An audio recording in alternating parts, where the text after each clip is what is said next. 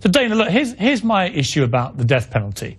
And I'd say that over the last 25 years, like many people, I've thought long and hard about this and often wondered how I would feel if I'd lost a child in some appalling murder like Aurora or Newtown, and maybe I would feel very differently. Maybe I'd feel exactly like Tom Tees feels.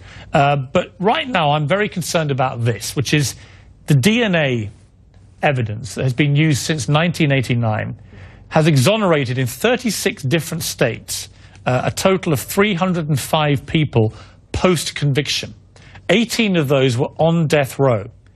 They then found 147 of those 305 people. They found the real perpetrators or chief suspects. 27 was the average age of those who were convicted and later found not to have done the crime through DNA. And they served an average of 13 years in prison. Now, when you hear those kind of statistics, I suppose the obvious question is this. Does a wrong conviction of somebody, and we don't know whether some have been executed, we have to presume, I would imagine, that some may have been before this, does that in its own not count enough for the desire to execute others?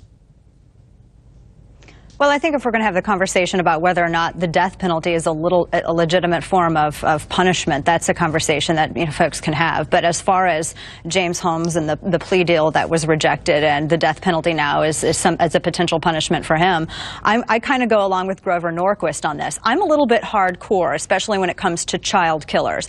I think that these individuals personally should be subjected to a mother's justice. Let the moms go out and have their way with them. That's kind of how my perspective on this. So I might not be the best person to ask that question of.